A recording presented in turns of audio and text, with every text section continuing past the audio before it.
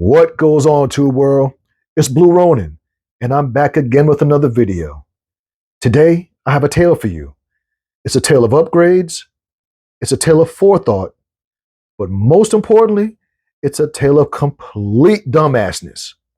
So, if you want to hear it, hang out for 6 seconds, and I'll tell it to you.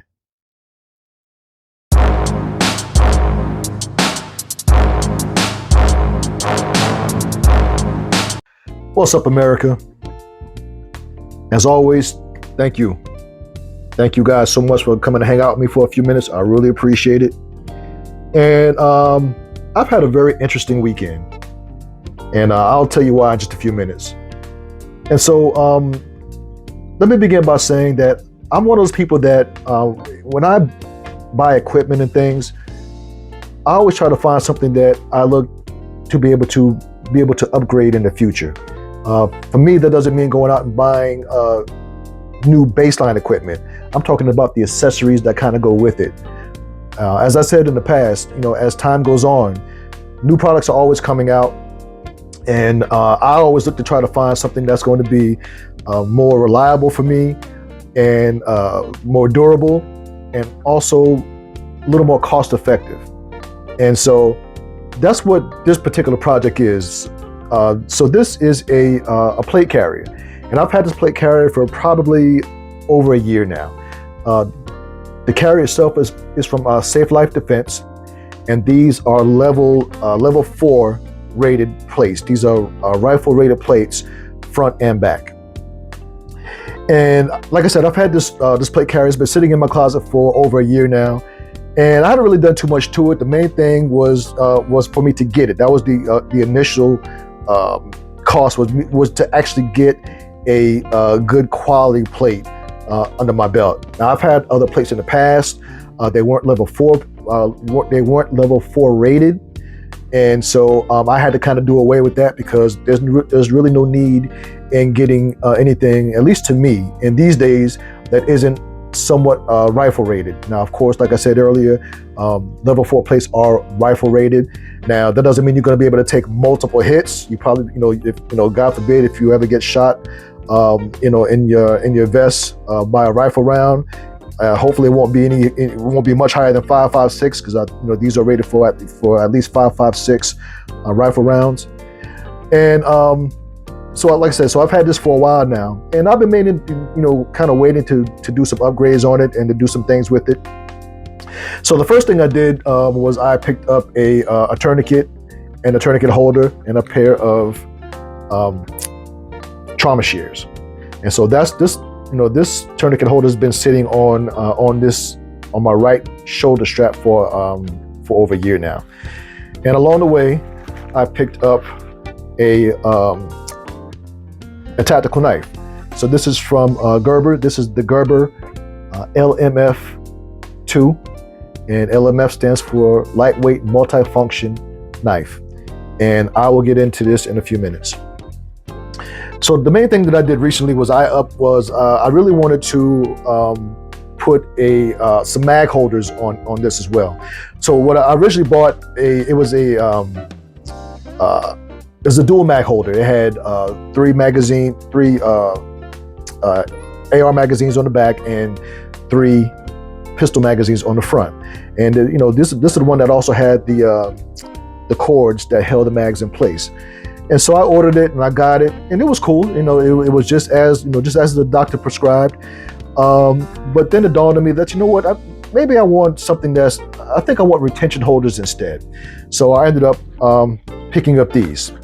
So these are from HRT. HRT stands for, if I'm not mistaken, HRT stands for High Risk Training. And so I had never heard of this company before.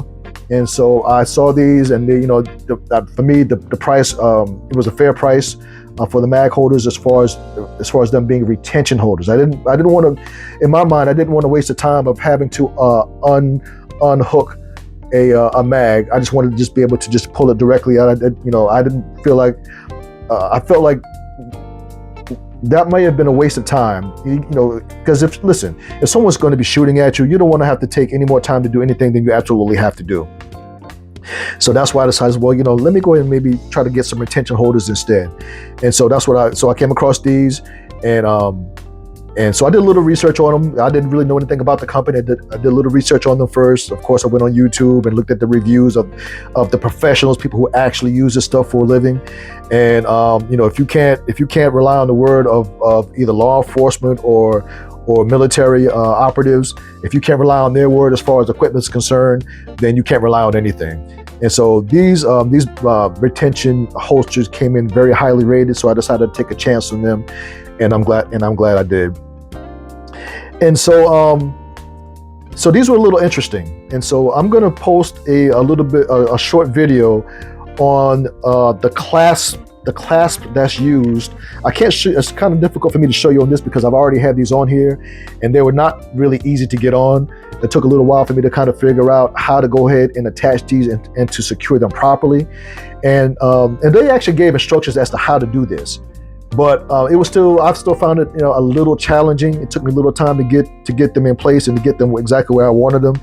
The good thing about these particular retention holsters is that they have these are laser cut on the back. And so you can adjust them height wise as far as where you want to put them either on your belt or on your plate carrier.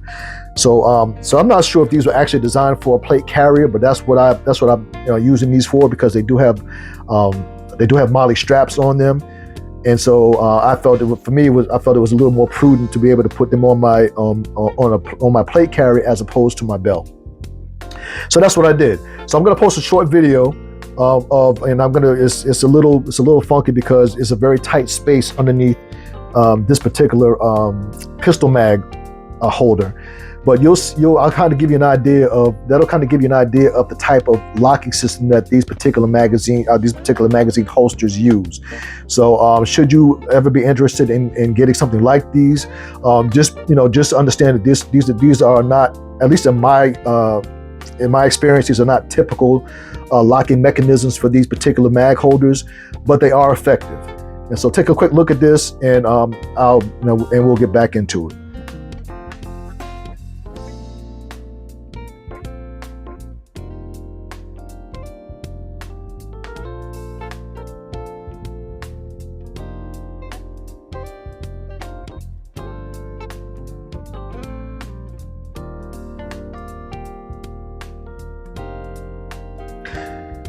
So as you saw, it's different as far as my experience is concerned, but they still work great.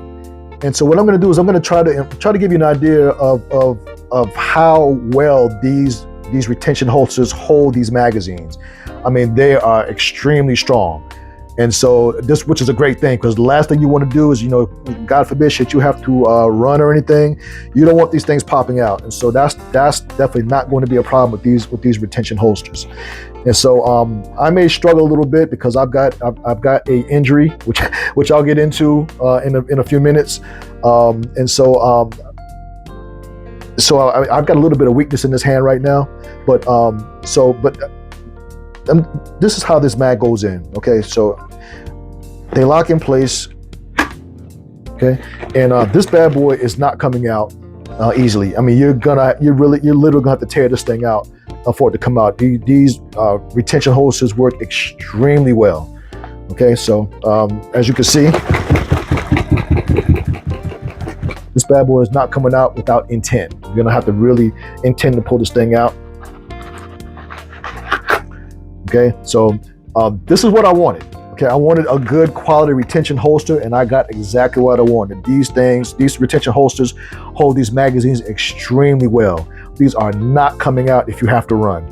Okay, so that's the AR mag holder, and I'm going to show you two. So I've got a Glock 19 Gen 5, and I've also got a Glock 30S. Okay, and so you can see the difference in width between the 30S and the 19. So let me try to show you. So this is the Glock 19 mag, which goes in very easily. Okay, and comes out relatively easy too. You're still not going to have to worry about magazine like this coming out if you have to run. It comes out relatively easily. Now, my Glock 30S, on the other hand, is a little different because it's wider, and so you're gonna have to use, for me, I have to use a little more effort to get this thing in here, but it does go all the way in. Okay, it does go all the way in, but it also takes a little more effort to get out. But the point of me showing you that is that these retention holsters work extremely well, and for me, these particular holsters were a great purchase for me. I think total with all 5 holsters, I think I ended up spending close to $80, and for my peace of mind, that's money well spent. I'll take that all day long, and so yeah, so that was the first real upgrade that I've done with this plate carrier since I've had this thing. Now let me turn this thing around real quick, and I'll show you a couple other things that I actually ended up getting for this. And so I actually ended up putting a water bladder on the back side. So this is and also a water bladder and a water bladder carrier. I got the bag and this bladder off of Amazon. Unfortunately, I do not remember the name, but the one thing I found was that with this particular water bladder carrier, it said that it held up to a 3-liter water bladder, and I found that to not be the case. What it does hold is a 2-liter water bladder, and this one works extremely well. I had a little trouble with this at first because I didn't realize that in order to pull the water, to drink the water, this has a spout that pulls up and pulls down. So unless you have this, this piece right here extended up, you're not going to get any water out of it. I found that out the hard way. Okay. And so that needs to be up, and this thing just flows smoothly. It works really well. So what I actually did was because I was reading some of the comments about how the water tastes when you first put it into the bladder. So what I did was I actually filled mine with some warm water and some vinegar.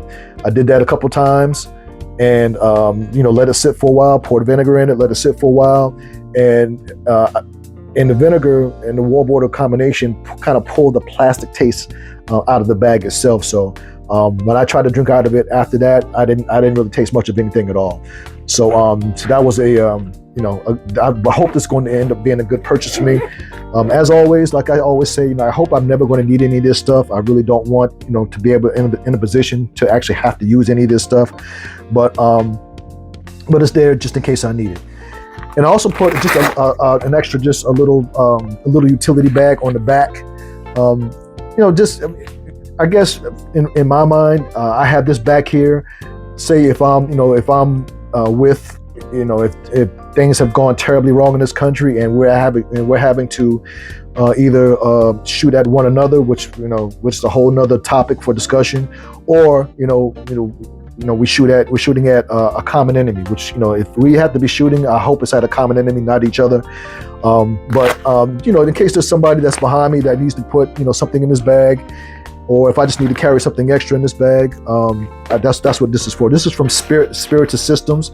I just kind of had this laying around, and so it actually worked out very well. It's got a couple of I'm not sure if you can see that or not. It's got a couple of potentially, maybe shell holders or round holders, and you can just put different types of things in there. Maybe a couple extra magazines for your partner behind you. But that's just kind of just up here, just as an aside. And also, there's also an extra compartment on this bladder holder, where I just kind of keep some of the tools to clean the bladder. It's got an extra pocket. You can never go wrong with just extra space. And so, as always, I'm always preaching about keeping things light. So as it stands, there's really not too much. There's really nothing in these bags as of yet. Of course, there's nothing in the water bladder, and like I said before, you always want to try to keep things as light as you can, because especially as the older we get, you know, the harder it is to carry around a bunch of weight. And so, so what I did was, so I started actually working on this this plate carrier on Saturday. You know, the mag holders came in, and I was also waiting on this particular pouch right here. And so what I did was I was able to get just basically just a utility pouch, and I was able to pick up a few things. You know, as always, I keep I keep the Praxis, the Praxis Mini. Okay. Now this is one of the first times I picked this up. This is a Gerber Dime multi-tool. I wanted to, and generally what I normally do is I get the NXT suspension as far as multi-tool is concerned. But in this particular case, I wanted something that was going to be lightweight, and I wanted something small because, you know, of course, this plate carrier is not light, so I wanted something that was going to be lightweight and something that I could still have available to me as far as a multi-tool is concerned. So in this case, above all others, I'm trying to think lightweight. Think light. Don't carry any more than you absolutely have to, because this bad boy is already got a little bit of weight on it. These are composite plates on this particular plate carrier, so they're not steel or anything, but they still have a weight to them. And of course, I decided just to add just a little. I believe this is the Olight flashlight. Okay, I think this is only like 250 lumens, not very much, but I just needed something. Okay, and of course, always a lighter, a Write and Rain pen,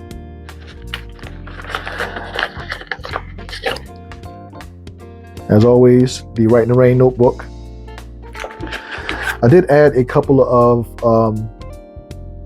compressed towels. I've got two of these. I may end up only putting one in, but I've got two for the time being. I've got a roll of self-adhesive tape, which is going to be very important, and I'll tell you why in a couple minutes. Oh, of course, the Smith's two-step knife sharpener, as always. And I decided to keep just a pair of nitrile gloves. I know that I've got them folded inside out, and a mask. So that's all I have in this utility pouch for the time being.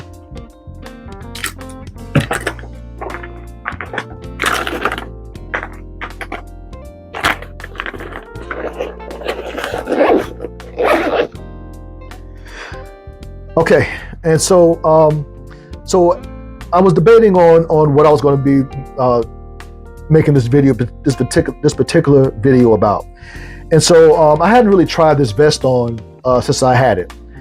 Now, since I had everything, since I got the vest pretty much where I wanted it, I decided to go ahead and try to put it on to see how it felt and see how it, try to get the fit right and everything else, just so I could be comfortable in it. So while I was doing that, I put the vest on. I was in my bathroom. I was kind of looking in the mirror to see how it looked, to see how it fit, to see where I could adjust it. And so I decided to pull this knife out. And so what I did was, this is where if you heard my intro, you heard me talking about dumbassness. So what I did was, now granted, so this is going to be, if I'm wearing this is going to be on my left shoulder, okay, and I'm right-handed. And so I decided, and so here's the thing about this particular knife. So this sheath is extremely tight. Okay, this knife is not falling out. Gerber made sure of that. This thing is extremely tight, which is a blessing and a curse. And so what happened was I had already pulled the knife out one time, but I had the knife facing in this direction. which I didn't feel was practical for me. I felt like it needed to be facing in the other direction. So I put the knife back in, and I attempted to pull it, and I attempted to pull it out, but it wasn't pulling out at first. So I had to use a little bit of strength, and it pulled out very quickly. And me being the genius that I am, was not paying attention to where my left hand was. It was down by my side. And I pulled the knife out, and I'm going to show you a picture of what happened when I did that.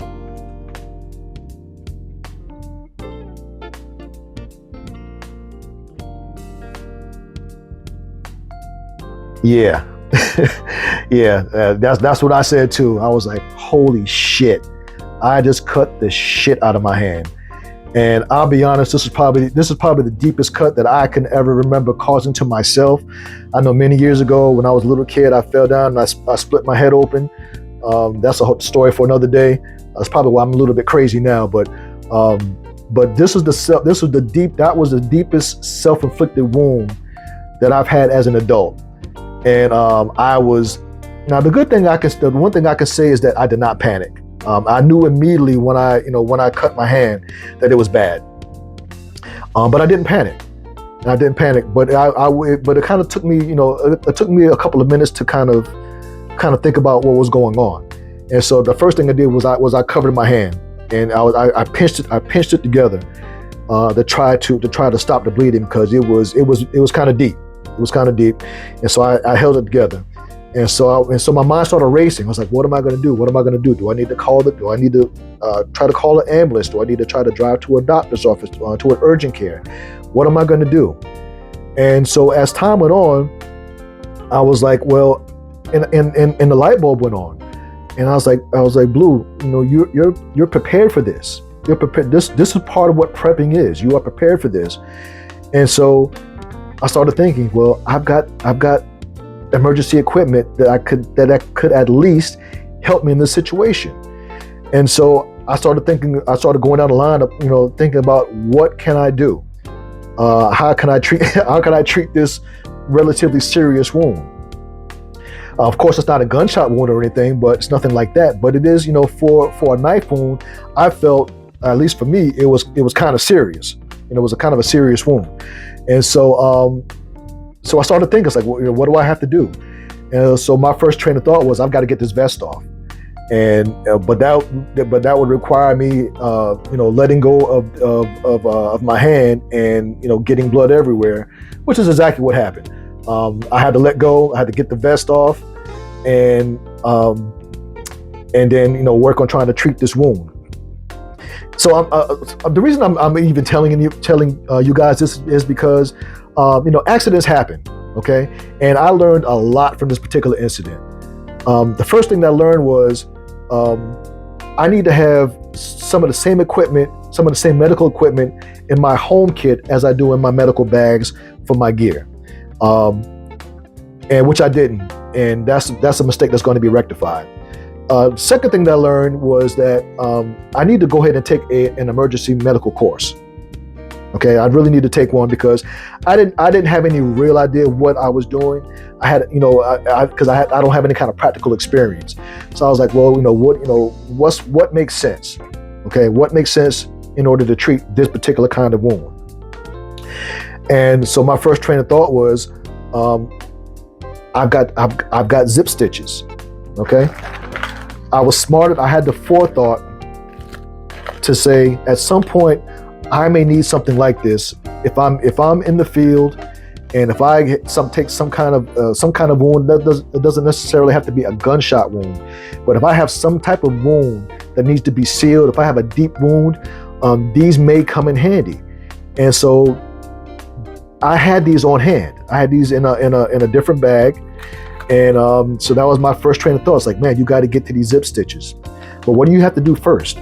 So the first thing I had to do was I had to rinse. In order to make these zip stitches work. Okay, the area around the wound has to be dry, because if it's not dry, then the adhesive on the zip stitch it's just not going to work. which is I learned. So I learned that with the first zip stitch that I put on. It's a pack of 3, and these are by Rhino Rescue. Okay, and these things are great. And I'll show you a before and after picture in a few minutes. And so so the first zip stitch I had didn't work because my hand was still entirely too bloody and it was wet. And so because I had to try to rinse away some of the blood so I could kind of get an idea of what I was looking at. And but the whole time, like I said, I didn't panic. That's the thing. I was kind of surprised at myself because I didn't panic during the situation. I knew it was a pretty bad cut. I knew that I was going to have to seal it. And I knew I was gonna have to do a zip stitch at least until I was able to get actual medical attention if I felt like I couldn't get the bleeding stopped, or if I felt like I didn't have movement in my fingers, which I did. And the crazy thing is that the cut itself didn't really hurt. It was just bleeding very, very badly. And so one of the first things I did after I ran some water on it was I used some bleed stop. I had a packet of bleed stop, and I poured it inside. Now the mistake that I made with this was that all I did was just pour this into the wound, and it worked to some extent. But later I realized that you have to press it down into the wound, which I did not do. And so at the top of the wound, it actually did stop the bleeding, but at the bottom here, near the this area right here, blood was still trickling down through this area. And so in my mind, I was like, well, this stuff isn't working, and that's not true. I just did not apply this correctly. And so I was like, well, so I kind of put this to the side. I'm glad I had the bleed stop because, like I said, it did work, but I did not use it properly. So should anybody ever encounter this situation, please learn from my mistakes. Okay, I'm not one of those people that's embarrassed by the things that happen to me, because if anybody's able to learn from the bad things that happen to me, I'm okay with that. If I can help anybody in the situation, I'm totally cool with that. I have no problem. Even if I have to embarrass myself in order to help somebody else, I'm okay with that. And so, but what I also had was I had some Everstop bleed gauze. So what I did was I took this out of the package, and I wrapped it. Now I don't know if I wrapped it correctly, but my main goal was to get this bleeding stopped, and it worked for the most part. And so I was able to cover my wound with this. I wrapped it for a while, and I waited. I kept holding it down to try to keep it from bleeding as much. Okay, and so ultimately what I did was after I felt like I didn't see any more blood coming down the palm of my hand or out the backside, I felt like, okay, maybe it's time for me to use the zip stitch. So that's what I did. So the first one I used did not work because there was still too much moisture around the wound. And so I dried it off really good, and I applied the second one. And I'm going to show you a pic of what that looked like after I applied that first zip stitch.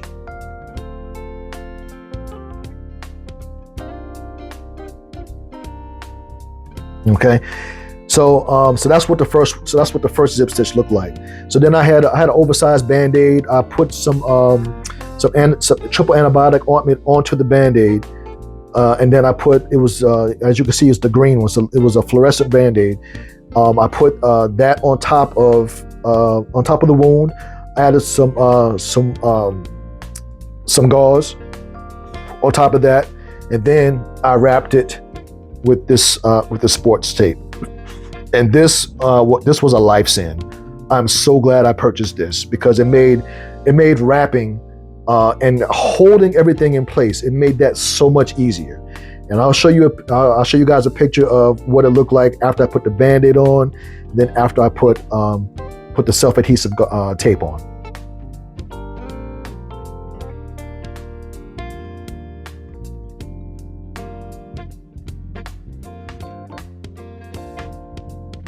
So yeah, so that was it. So that was pretty much what I did to treat that wound. This cut is probably close to 3 inches long total, and and like I said, it didn't really hurt. I knew it wasn't, even though the cut itself was bad, I knew it wasn't serious because I was still able to move all my fingers, and it was just, I got really lucky. It was just in a spot where there's not a lot of nerves, so I didn't feel a lot of pain. It was just it was deep, it was a lot of blood. But I was just very fortunate that I didn't hit any kind of tendons or ligaments in my hand, because I would be in a much worse position than I am right now. So even directly after I cut it, I was still able to use my thumb and my fingers and move my hand around. And so that was it. So after the shock of everything that went on, I kind of put all this stuff on, put all the stuff on the side for the time being, because I had more important things to worry about. And so I was debating, should I go to a doctor? No. But I was able to stop the bleeding, and so my primary care physician is a small family doctor, and they're not open on the weekends. So I was like, well, maybe I could wait until Monday. So that's what I did. But the one thing I did notice was that throughout this happens on a Saturday afternoon, and so Saturday night rolled around, and I started getting pain. Not really pain, but there was some pain because of the wound itself. But I kind of felt like I was losing a circulation in my fingers, and so I didn't know if that was because of the wound itself, or because the bandage was too tight. I had wrapped it very tightly because it was bleeding so badly, and so I ended up waking up maybe 4 o'clock in the morning, and rewrapping and redressing the whole thing, and that's exactly what I did. So I've got a second picture of the rewrap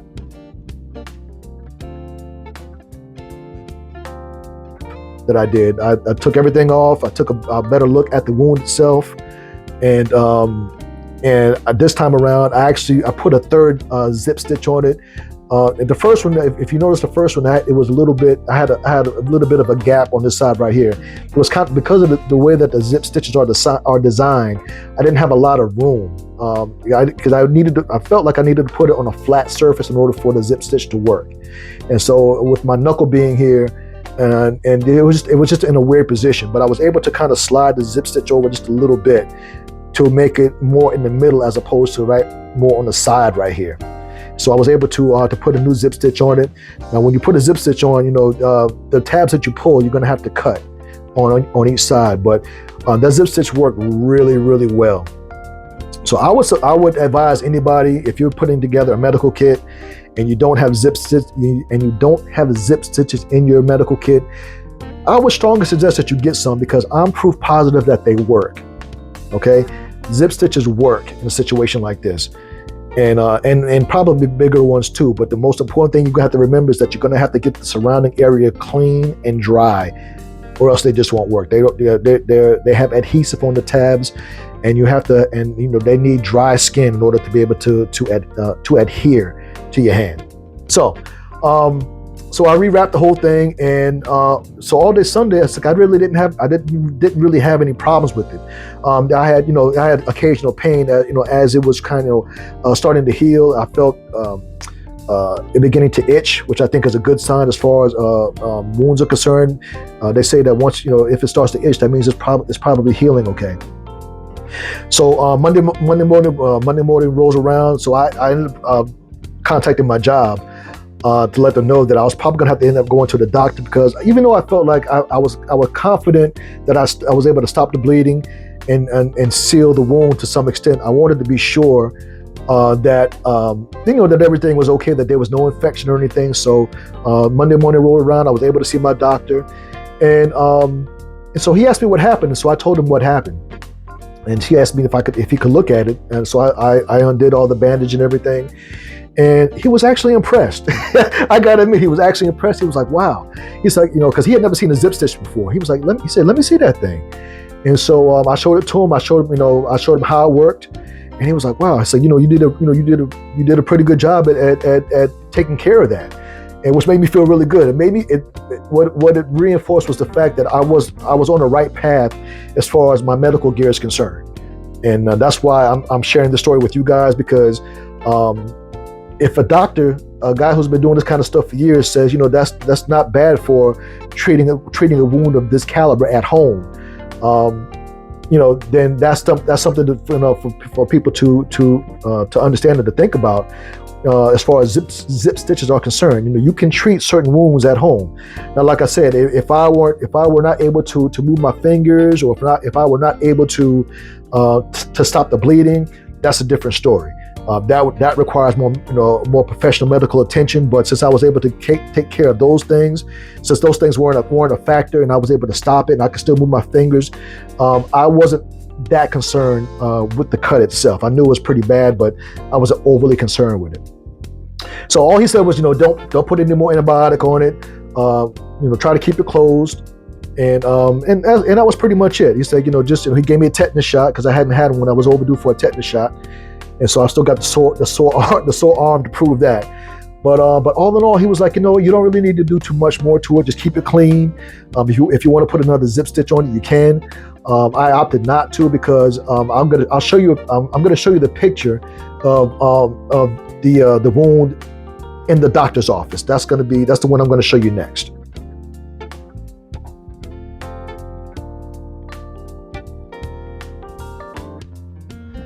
So that's what it looked like at the doctor's office.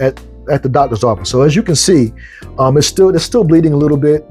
It's still bleeding a little bit now because the wound was so deep. And so I actually changed this bandage this morning before I started filming, and just to kind of get a better idea of it. It's still bleeding a little bit, but it's nowhere near as bad as it was. And so like I said, like I said before, I let my manager at my job know that I was probably going to be out for a couple of days because with my job, sometimes I do heavy lifting, and I was concerned about the wound reopening. And so I felt it was prudent of me to, at least let this thing heal for a few days, and then I'll be back to work come hell or high water, because I really can't afford to spend too much time out of work. But but like I said, I didn't want to take a chance on reopening the wound, especially if I'm at work, because if that happens and it starts bleeding profusely like it was before, and I was on the road, then that might be a problem for me. So I decided to take a couple of days off of work, let this bad boy heal up a little bit, and then we'll go from there. And so that's it, folks. Like I said, I just wanted to share with you my experience over the weekend. As far as the plate carrier is concerned, for those of you who may just be getting started, understand that even though this isn't my first, this is actually my second plate carrier. I bought one back when I first started prepping, probably 6-7 years ago, probably in that range. And it was extremely heavy, and it was not level 4. I think it may have been level either level 2 or 3 at that time. But I was just so concerned about having a vest. I just went ahead and got that thing, as heavy as it was. But this is since these are composite plates, this is much lighter. It provides better protection because it is a level 4 rifle rated plate carrier. And like I said, this is relatively new. I've only had this for about a year or so, so it took me a while to work up to this. Like I always tell you guys, don't feel like, unless you have the money. If you have the money, then feel free to go ahead and get the best equipment you can for whatever you can afford to get. But like I said, I'm just a working guy. I can't afford the most expensive stuff right off the top. So sometimes I have to work my way up to getting certain things. But I'm comfortable with this plate carrier now. I think I'm in a pretty good position as far as what I need. What's important to me, at least for right now. That may change. Things are always changing when it comes to equipment. Like I said, you always want to try to get better quality for what you can afford. And so that's what I did. I'm finally to a place. And also, I also picked up, if you can see this, I also picked up a pair of glove holders as well. These I just put this on, and my gloves clip in here. If I want to put my gloves, take my gloves off and don't lose them, I just go ahead and put them right here, and they just hang down by the side. So yeah, so that's it, folks. I appreciate you guys hanging out with me. Like I said, mistakes happen, things happen, but the one thing I can honestly say is I learned a lot during this experience. One is that the Gerber LMF2 is an awesome knife. If you want to cut somebody, I don't condone that. But let me before I leave, let me go ahead and show this knife to you real quick. Let me take this out very carefully. This is just a really great knife. Okay, serrated on the bottom half. This is actually where I got the cut from. This is what caused the cut, was this section right here, if I'm not mistaken, because there was no blood on this part of the blade, but it looked like there was some blood on this part right here. And so these are, if I'm not mistaken, these are lashing holes. So for example, if you need to, if you're out in the wilderness or somewhere, you need to strap this to a long branch in order to make a spear or something along those lines. Okay, these are lashing holes. This is a glass breaker / skull cracker. I don't know if that's the official name of it, but that's, this thing has a point on it, and to be on the wrong side of this, if you were to get hit on the head with this, you may want to get stabbed as opposed to getting hit on the head with this thing. This point is it's not sharp, but it's got a point on it, and it's extremely hard.